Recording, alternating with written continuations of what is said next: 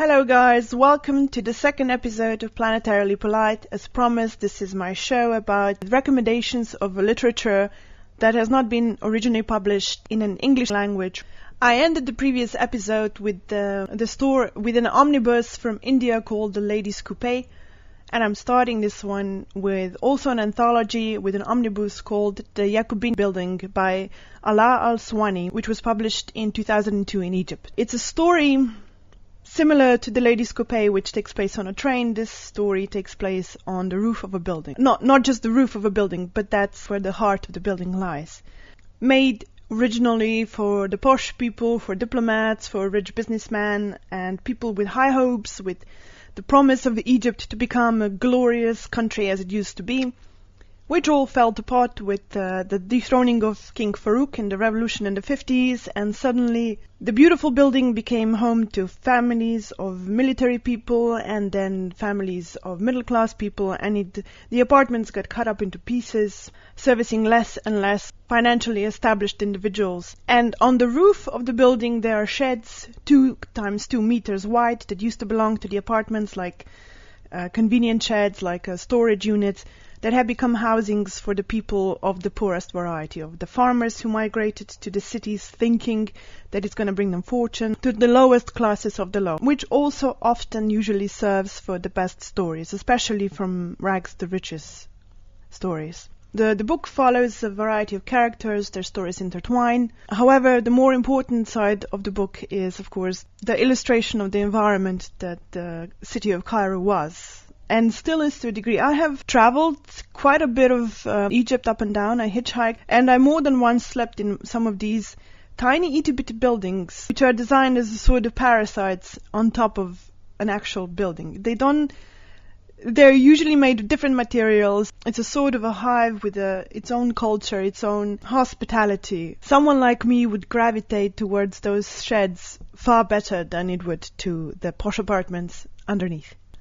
The second book takes us to Afghanistan, second novel by Khaled Hosseini called 1,000 Splendid Suns. It was published in 2007. Khaled Hosseini is an Afghan-American author, and unfortunately I have to say I really didn't like this book at all. It was recommended to me, and someone who has read his first book, The Kite Runner, said it's wonderful. It illustrates the people, it illustrates the conditions of the countries.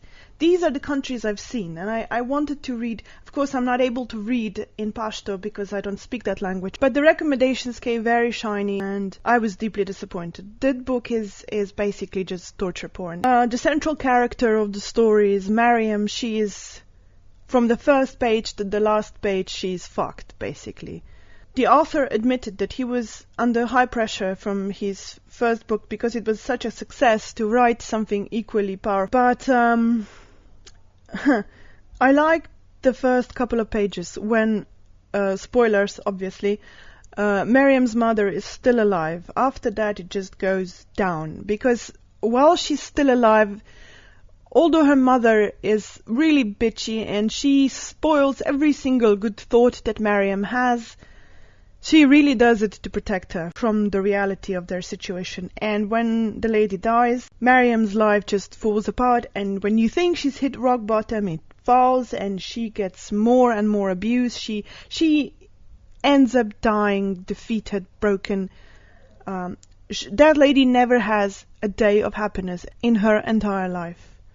Even the other character, there are no happy women in this story. The other character, which does somehow get out of it, is saved by a man. So it is not true that all Afghanistan women, all Arabic women, all Muslim women are completely defeated. I have met hundreds of them.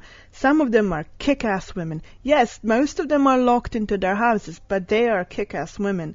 You will not find them being pitiful. You will not find them complaining. They will have a sense of humor. They will have a sense of sexy wisdom. I spend so much time marveling at how wonderful they are with all the limited resources that they have, living between 4 muddy walls, basically entirely financially, emotionally, and politically at the will of their males. The story is very linear. It follows little Miriam, who is an illegitimate daughter living in a shed erected by her father, who is a rich man who's got plenty of rich wives. He's famous, he's respected, he's in the eyes of a child, he's a really cool guy. He gives her these little trinkets to make her happy. And her mother was a maid who got pregnant. Obviously, she thought she was going to be married for her pregnancy. She was not. She gave birth to a little girl. The best part about the beginning is the conflicting realities. Mariam's mother continues to tell her one side of the story, and her father tells her the other side of the story. And you really, really, really wish you could side with the father, but it turns out that she was right. The mother was the truth sayer in this particular case. Mariam is then married in one day to a shoemaker, and the bits that she survives, the abuse she survives, she doesn't make it in the end.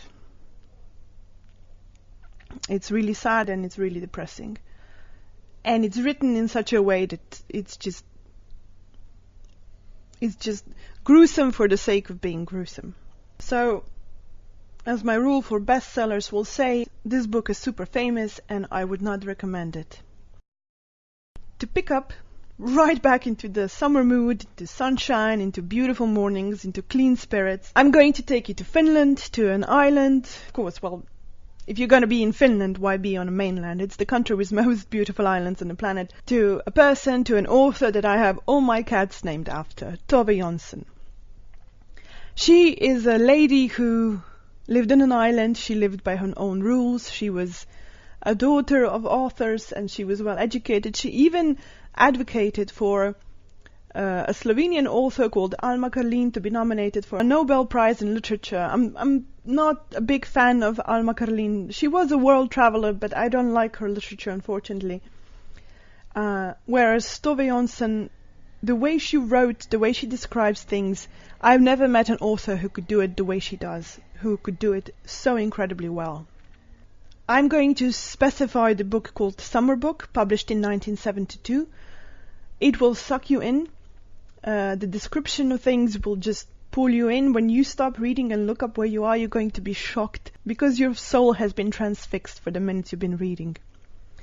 It's not a story, it's not a book about anything really, it's just about a little girl and her grandmother and philosophically, spiritually exploring the island. There is huge prevalent elements of loss and loneliness and passing and death, but in equal measure as there is elements of deep love, deep family connections, deep curiosity about life and the living things, about nature and the changes it brings. Unpredictable and always inspiring, awe-inspiring. It never mentions any of these things specifically, it just illustrates them, and it does so beautifully.